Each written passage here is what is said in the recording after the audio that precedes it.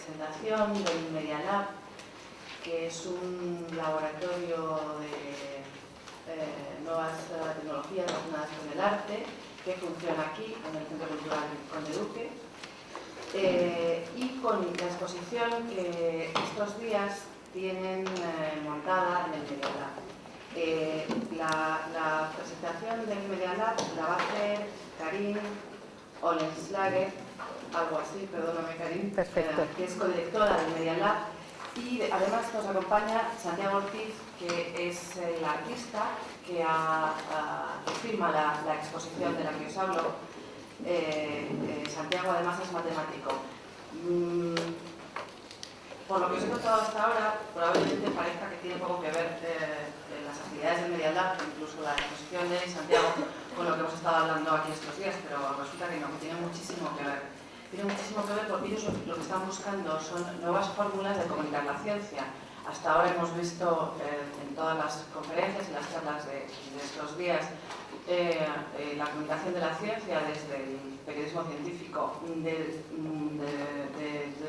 puntos de vista muy diversos. La verdad es que ha habido, los que habéis estado aquí todos estos días, habréis visto que hemos podido asistir a puntos de vista y a planteamientos muy diversos, y este es un nuevo planteamiento más de comunicación de la ciencia desde el punto de vista del arte.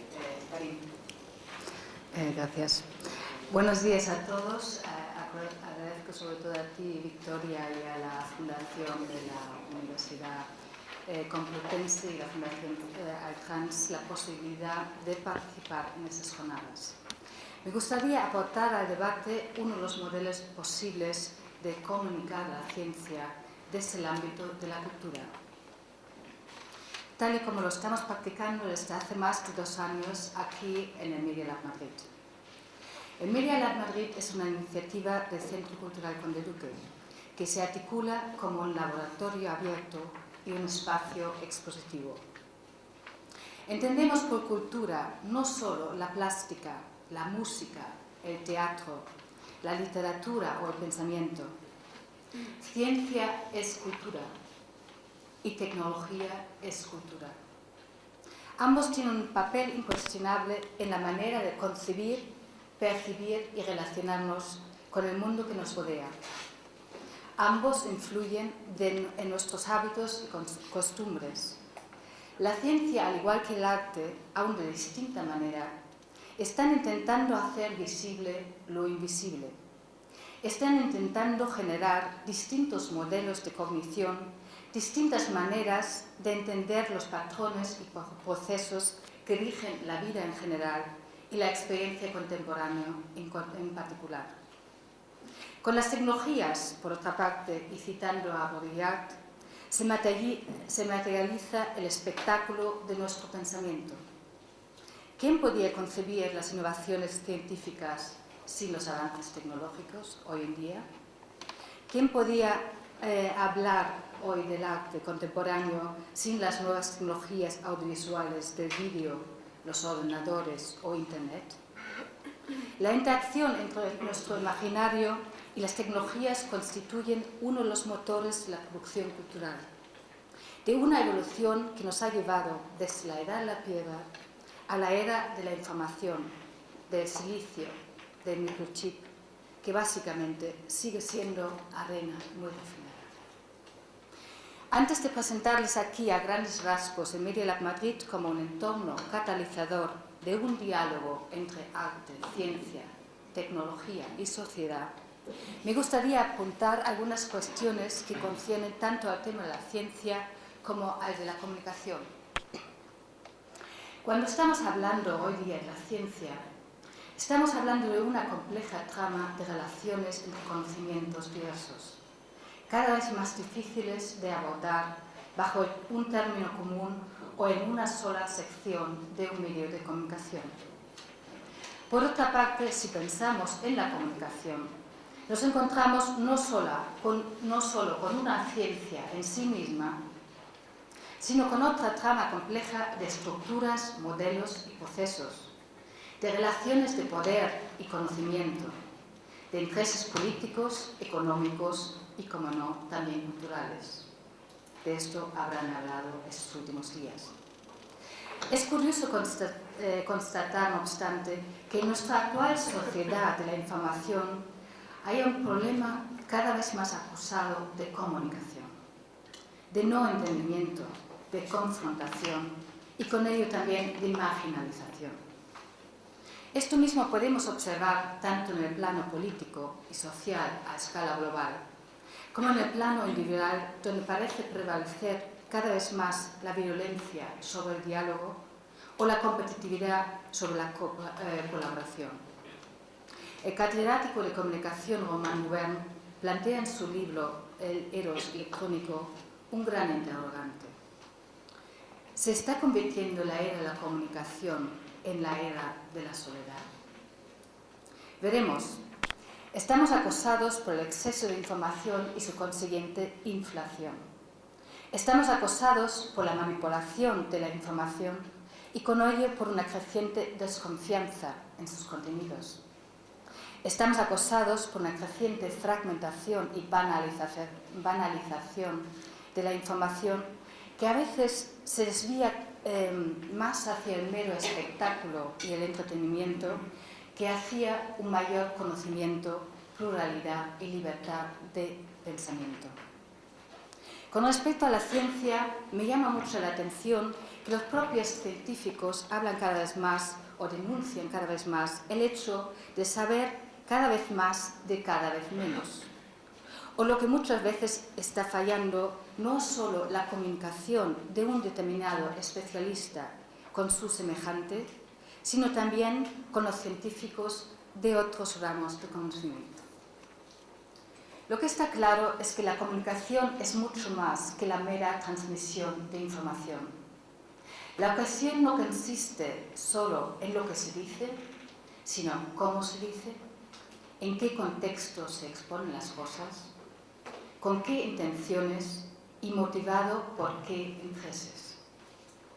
Para Media Lab Madrid, como ya mencioné al principio, el interés principal es la cultura. En este sentido, nuestra prioridad no es tanto comunicar la ciencia, sino propiciar el diálogo, y escribo aquí diálogo en mayúscula, el diálogo con la ciencia, el diálogo entre la ciencia, el arte, la tecnología y la sociedad. Entendemos este diálogo como un proceso fecundo de intercambio de información y retroalimentación, de miradas y conocimientos distintos, de convergencias y divergencias.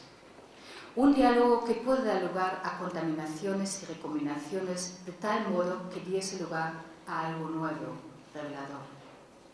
Quisiera recordar aquí el discurso del físico e historiador de la ciencia, José Manuel Sánchez Ron, que todos ustedes conocerán, el discurso con el que celebraba su entrada en la Real Academia Española, titulado Elogio del Mestizaje, Historia, Lenguaje y Ciencia. En ese discurso defendía el mestizaje como una mezcla de culturas y conocimientos distintos. Decía que algunos de los momentos más fértiles en la historia de la ciencia han sido y siguen siendo aquellos impregnados de diálogo y confluencia de conocimiento diversos, de tradiciones, métodos y problemáticas diferentes. Hablaba de mestizaje entre ciencia y tecnología, pero también de la confluencia entre ciencia y pensamiento, entre ciencia y creatividad. En este contexto defendía un mayor acercamiento entre ciencia y humanidades, considerando que el corte cartesiano entre ambos en la cultura actual era anacrónico y había dado lugar ya de por sí a grandes errores y caminos equivocados en la historia de la humanidad reciente. Pero volviendo a Media Lab Madrid, este centro se creó a principios del 2002 como un laboratorio abierto a la producción, investigación, formación y difusión del arte y la ciencia relacionados con las nuevas tecnologías de la informática y las telecomunicaciones. En su estructura se articula sobre cuatro pilares. Por una parte, disponemos de un centro de recursos que ofrece su infraestructura informática y de telecomunicaciones a jóvenes artistas, diseñadores, arquitectos, pero también a jóvenes científicos de los más diversos campos de conocimiento que han pasado por este centro a lo largo de los últimos 2 años. Nuestro programa de talleres, seminarios e encuentros propicia el diálogo y el conocimiento transdisciplinar. Sin ir más lejos, cabe señalar nuestro reciente seminario sobre el origen del movimiento celular, dirigido por la bióloga Mónica Solé y el bioinformática John Hall, que organizamos aquí precisamente hace unas pocas semanas en colaboración con la Fundación y la Universidad Complutense. O nuestro próximo taller sobre la aplicación de un programa de dinámica de fluidos al mundo de la imagen, al cine, al arte y a la publicidad.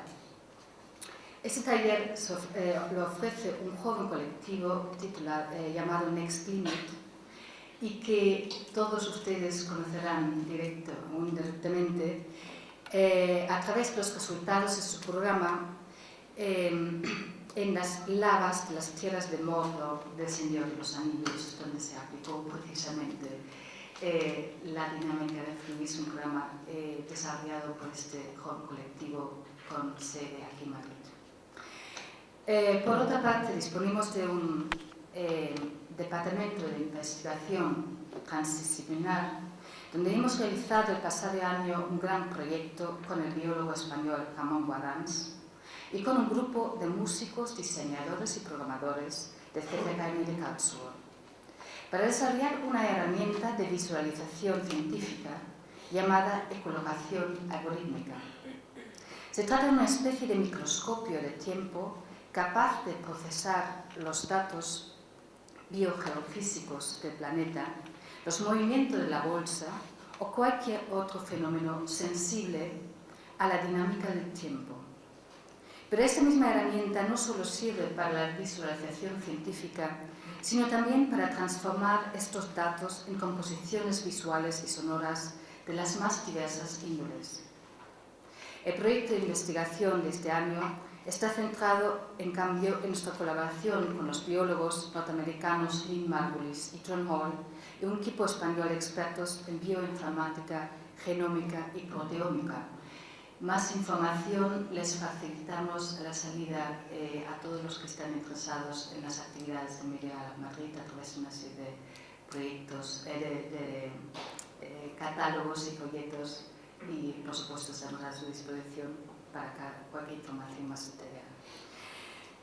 El programa de exposiciones, pues mencionaré un poco más adelante. ¿Cuáles son nuestros objetivos? Por una parte, como dije al principio, generar un ámbito catalizador de diálogo entre los más diversos campos de la creación y el conocimiento. Explorar los nuevos escenarios que surgen de la intersección entre la investigación científica, los avances tecnológicos y la creación artística, y ofrecer con ello una plataforma crítica y exploratoria que plantea articular un ámbito cultural heterogéneo y plural entre arte, ciencia y humanidades. Conocemos de cerca no solo el problema de comunicar la ciencia, sino también el de comunicar el arte o el pensamiento contemporáneo. Más problemas aún de comunicación puede tener el propio Media Lab Madrid, porque el tipo de actividades que planteamos son difíciles de encasillar en los departamentos estancos de las instituciones o en las distintas secciones de los medios de comunicación. Unos dicen que lo que hacemos no es arte, sino ciencia. Otros dicen que lo que estamos haciendo no entra en la ciencia porque lo consideran arte. Al fin, todo resuelve cuando hablamos con las personas. El Media Lab Madrid surge realmente de un encuentro con Federico Morán, quien invitaba a Luis Rico y a mí a organizar la segunda edición del Festival Internacional de Arte, Ciencia, Tecnología y Sociedad, precisamente dentro del marco del siglo en de Ciencia y Tecnología de hace 2 años. La posterior conversación con el director del Conde Duque, Juan Carete, dio lugar no solo al festival, sino a crear un espacio permanente de recursos, producción, investigación y exposiciones que comentaba antes en Media Lab Madrid. La primera edición del festival habíamos organizado con mucho éxito en la Universidad Región Carlos. Este festival, al igual que todas las actividades que hemos organizado a continuación, planteaban una serie de conceptos e inquietudes que están implícitas tanto en la investigación científica como en la creación artística.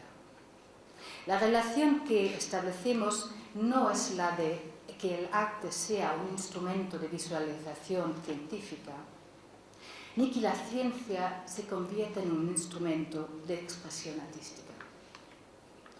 Y es que cuando tratamos conceptos como el caos, la complejidad, la no linealidad, o temas como los transgénicos o la bioinformática, podemos observar elementos propios de un zeitgeist, de un espíritu de tiempo que unos y otros están procesando con sus metodologías propios, con sus investigaciones y productos ciertamente distintos, pero yo diría, en todo caso, complementarios.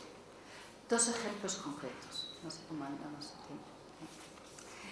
En Cibervisión planteábamos el tema de las dinámicas fluidas, desde los flujos neuronales hasta la circulación del tráfico urbano, con unos seminarios teóricos, vean el catálogo que luego ponemos a su disposición, organizados en colaboración con la Universidad Complutense, y una gran exposición virtual e interactiva a la que asistieron más de 20.000 personas en tan solo 2 semanas.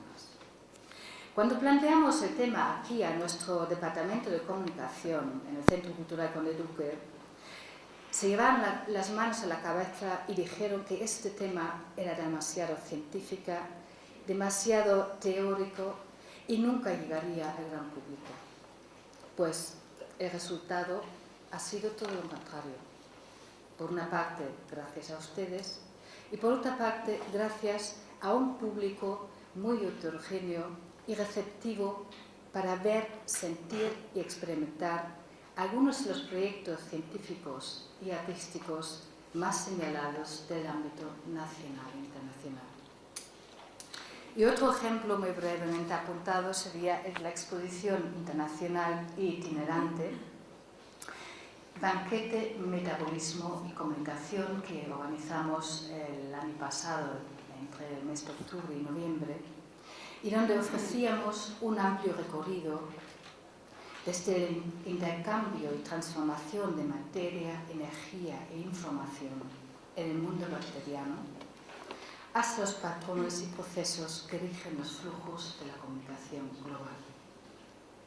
A finales de este año vamos a dar continuidad a todos esos proyectos y temas con una nueva edición de nuestro Festival Internacional de Arte, Ciencia, Tecnología y Sociedad, hablando precisamente de la evolución de la comunicación y ofreciendo a un amplio público la posibilidad de explorar y experimentar las interacciones entre nuestro así llamado info y ecosistema. En todas estas actividades de Media Lab Madrid hemos podido contar con la participación de científicos de renombre como Lynn Margulis, Antonio Lazcano, Romain Gobern o Vandana Shiva.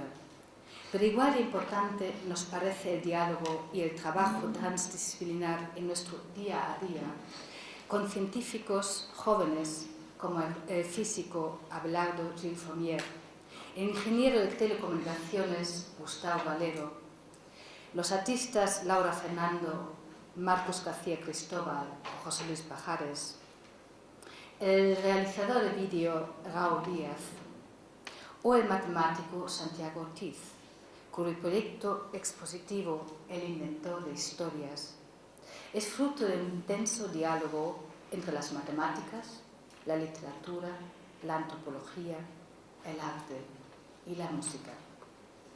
Lo que él ha desarrollado es precisamente una herramienta dinámica, interactiva y evolutiva que intenta ofrecer unos dispositivos de comunicación abiertas y participativas, no solo para científicos o artistas especializados, sino sobre todo también para un amplio público y para el ciudadano. Doy con ello la palabra a Santiago Ortiz, que les va a ofrecer una introducción en su proyecto y un posterior recorrido por una exposición que se ubica precisamente en esta zona de diálogo entre arte, ciencia, tecnología y sociedad. Gracias, Cari.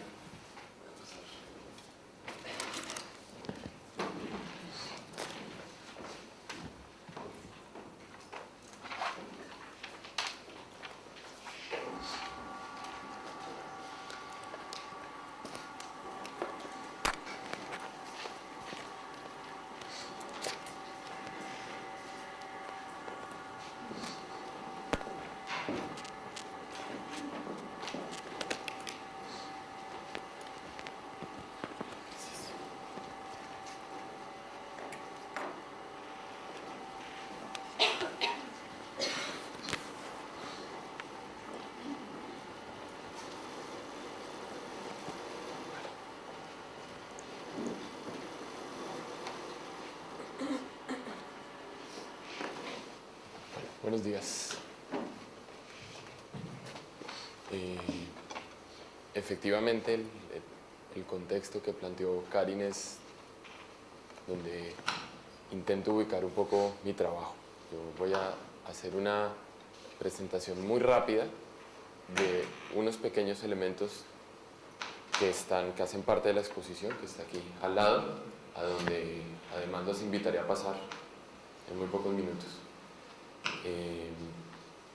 Voy a mostrar precisamente algunas puntualidades que creo dan pistas acerca de procesos con los cuales no solo es posible comunicar la ciencia, sino de alguna manera experimentarla.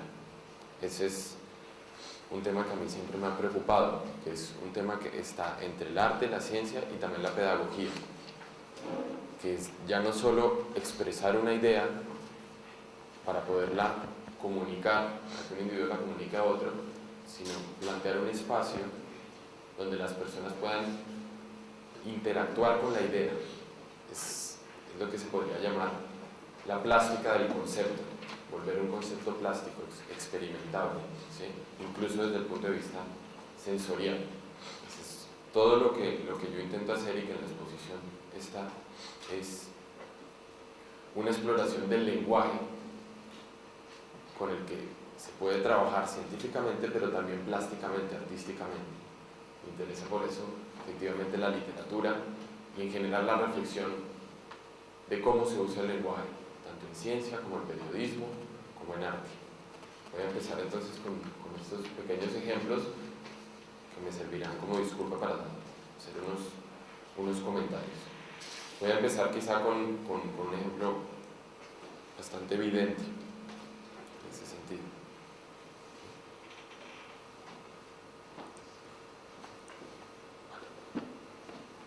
Este es un pequeño módulo educativo, está en catalán, que fue desarrollado en conjunto con la Generalitat. Me sirve, sin embargo, como metáfora de lo que ocurre en general cuando se intenta hacer un modelo de representación de un concepto y cuando este modelo de representación además quiere expresar, ¿sí?, motivar el concepto. Este es un ejemplo clásico de un problema más o menos técnico que se presenta además en enseñanza y que está relacionado con arte, pero que tiene, digamos, un componente científico y técnico muy fuerte, que es cuando en arte se intenta explicar técnicamente la proyección cónica. Esto también es un poco la metáfora de lo que significa representar un concepto o una realidad, por ejemplo, en un ordenador, en una pantalla, que es inicialmente al menos un espacio bidimensional, la proyección cónica. Este es el tipo de esquema estático con el que usualmente cuenta como herramienta un profesor para apoyarse y explicar el concepto. Este módulo no pretende sustituir, sino simplemente apoyar, dar herramientas alternativas que van por otros lados. Entonces, lo que de alguna manera es interesante hacer es permitir a las personas enfrentarse a una esquematización de un concepto, pero de una forma dinámica, que en este caso quiere decir básicamente, por ejemplo,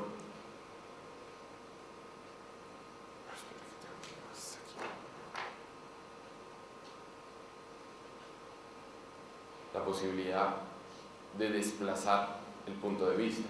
Entonces, al mismo tiempo que estoy mostrando una aplicación particular, insisto en la metáfora general de lo que esto puede ser, ¿sí? Es un sistema de representación y yo puedo modificarlo y veo continuamente una transformación.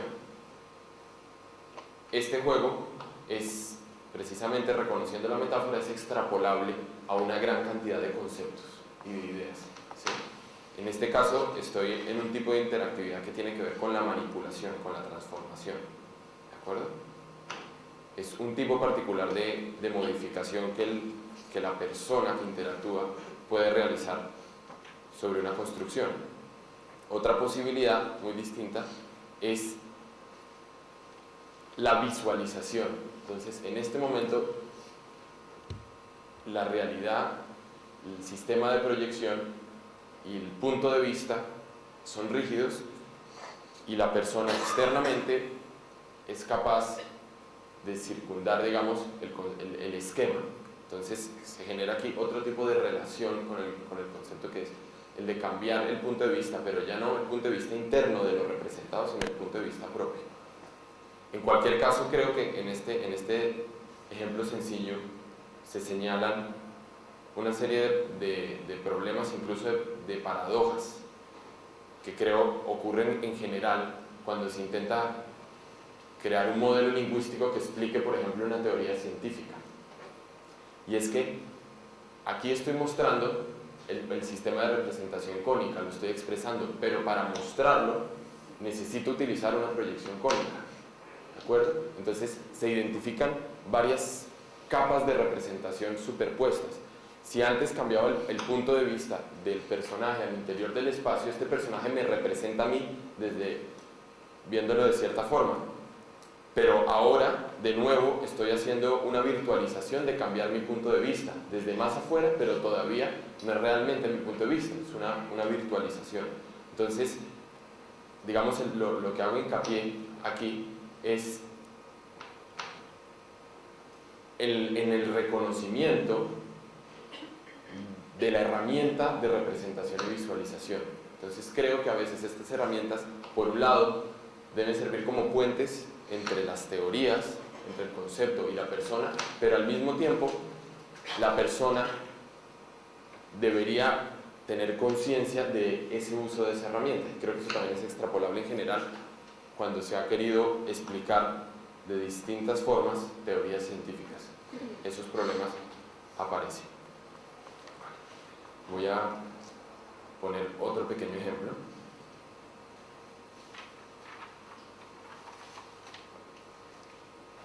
Metafóricamente más relacionado con la biología. Este también es una pequeña experiencia interactiva que juega con la idea de evolución y sobre todo de selección como motor de evolución. Esto es lo que se llama un algoritmo genético. En términos digitales se han desarrollado algoritmos genéticos infinitamente más sofisticados, pero digamos, me interesa porque es muy puro, muy simple y muy evidente. Entonces, en este caso es simplemente el juego de un individuo que tiene descendencia, y esa descendencia tiene una pequeña modificación, ¿sí? Ya voy a empezar a utilizar un lenguaje biológico que, tiene que estar claro, es netamente una metáfora, ¿sí? Porque esto es un modelo simplificador de una realidad. Entonces, cuando empiezo a hablar por ejemplo, de mutación genética, tengo que especificar qué quiere decir en este modelo genética, ¿sí?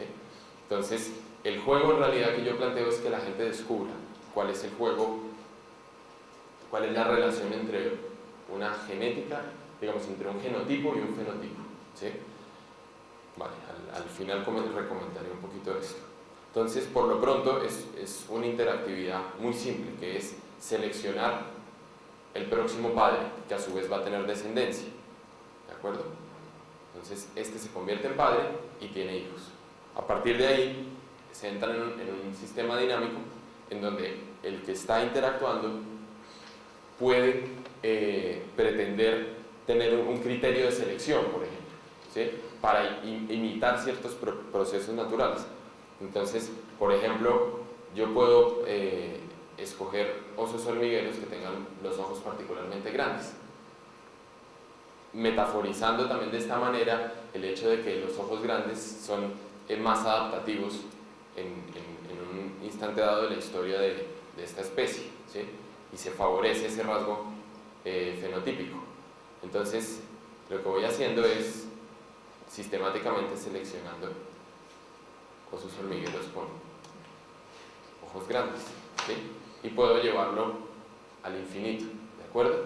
Se parece bastante a lo que han hecho desde hace muchos años, desde hace muchas décadas los científicos con las drosófilas, ¿sí? Intentando generar como presiones evolutivas en distintas direcciones.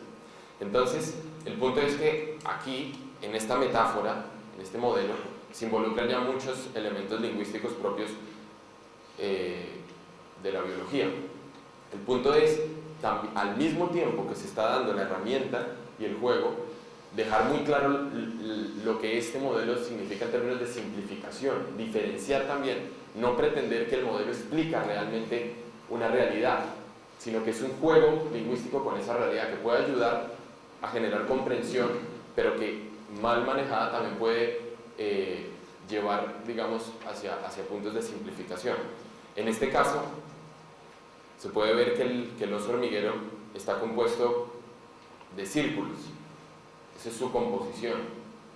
Es un universo en donde las únicas posibilidades dentro de esta familia infinita de individuos es aquello que se componga con 5 círculos. ¿De acuerdo? Y lo único que puede variar es el radio y la posición por círculo. Cada círculo entonces tiene 3 datos asociados. Y como son 5 círculos, hay 15 datos que finalmente son los que determinan la configuración del individuo. Entonces, eso metafóricamente es lo que llamamos genotipo, esa secuencia de 15 datos, ¿sí? Y el rasgo fenotípico es lo que visualizamos, el fenotipo es lo que visualizamos. Entonces, justo cuando se plantea la metáfora, al mismo tiempo hay que desbaratarla, en el sentido de que es una buena oportunidad, por ejemplo, para comentar el hecho de que en la naturaleza esa simplificación no se puede dar, falla desde muchos puntos de vista, empezando porque aquí, por ejemplo, lo que sería un gen, que sería un dato, tiene asociado un rasgo fenotípico, ¿sí? Y así con los 15 datos, van uno a uno, ¿sí? Hay una biyección perfecta entre fenotipo, entre digamos, configuración del individuo y código genético. Esto, por supuesto, falla. Entonces, en la naturaleza sabemos que un mismo gen puede actuar, ¿sí?, sobre distintos rasgos fenotípicos, y un mismo rasgo fenotípico puede estar condicionado por distintos genes, además del hecho de que los genes se regulan unos a otros, lo cual añade muchísima complejidad. Entonces, me interesa mostrar los modelos simplistas también para introducir lo que el modelo no contiene, que es precisamente la complejidad propia de la realidad, generalmente. Bueno, sigamos con otros ejemplitos. Voy a mostrarles ahora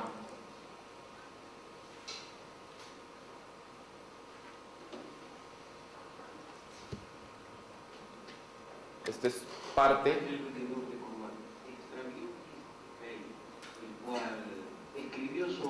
digamos sustancial de la exposición, ya lo verán, es parte de una instalación que está en la sala y es el que le da el nombre finalmente a la exposición. Creyó en las alas, un alma perdida que explotó o bailó.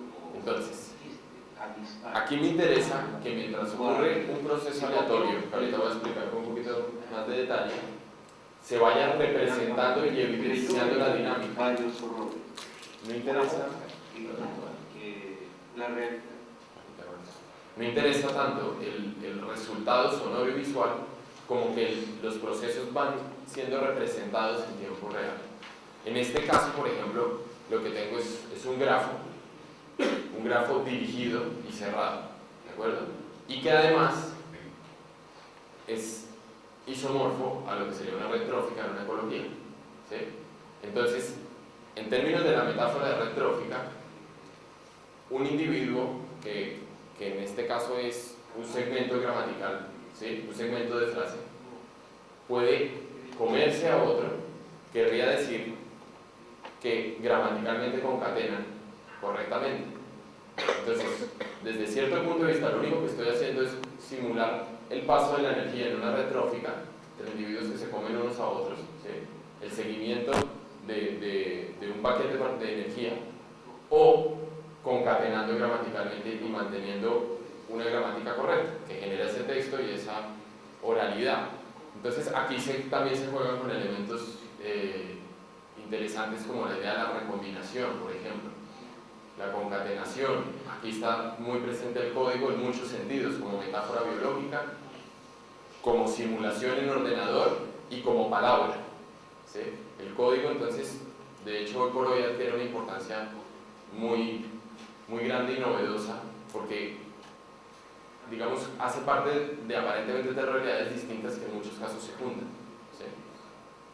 Entonces, ya habiendo identificado, digamos, el isomorfismo, la similitud de este grafo, la similitud estructural con una red trófica, el siguiente paso podría ser este, a otros elementos lingüísticos. Entonces, aquí por ejemplo la red se expresa en quién se come a quién, hay todo un juego de representación, el color del cuerpo del individuo indica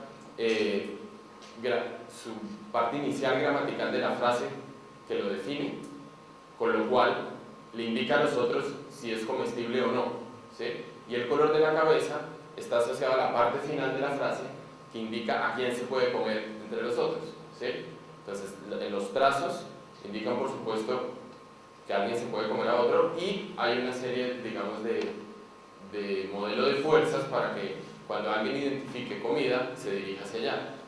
Entonces, cuando alguien se come a otro, quiere decir que concatena gramaticalmente y lo que hace es fagocitar, digamos, o recombinar genéticamente, o concatenar código, ¿de acuerdo? Que en este caso sería oralidad, también es otra metáfora que hay en juego. Entonces, todos estos juegos, creo yo, son simples exploraciones del lenguaje, pueden derivar en aplicaciones que introduzcan ciertos conceptos de otra manera, conceptos científicos, y al mismo tiempo son un material también de exploración artística, en el sentido en que plantean una plástica, por ejemplo, una plástica basada en conceptos biológicos, o una plástica de la complejidad, es decir, ya no crear utilizando conceptos de la complejidad, de la ciencia, de la biología, sino desde esos conceptos. Ese es un poquito el planteamiento. Entonces, en la exposición lo que verán es mucho más exploración que intentos de definir obras concluidas. Es simplemente como todo un material de exploración lingüística que eventualmente puede dirigirse hacia el arte, también hacia la pedagogía, hacia la educación. Es reflexiones de este estilo, hay bastantes más pequeños módulos interactivos, hay una red, y aparte del inventor de historias, que ya les mostré el cerebro, hay otra pieza, digamos, que para mí es fundamental dentro de la exposición, que es la esfera de las relaciones, que es un espacio donde la gente introduce palabras. En vez de recibir, que es un poco lo que hemos visto hasta ahora, ahí está la posibilidad de introducción basado en una combinatoria, ya lo verán. Entonces, hay también el intento de no solamente educar, mostrando, sino también permitiendo a la gente expresar. Creo que en ese momento se regresa un poco al término que utilizaba Karin de diálogo. Entonces, diálogo en el sentido de explorar el lenguaje posible para un diálogo, pero también generando flujos que vayan de forma un poco más horizontal. Eso es por lo menos la intención. Entonces, los invito a pasar aquí al frente, que es la exposición.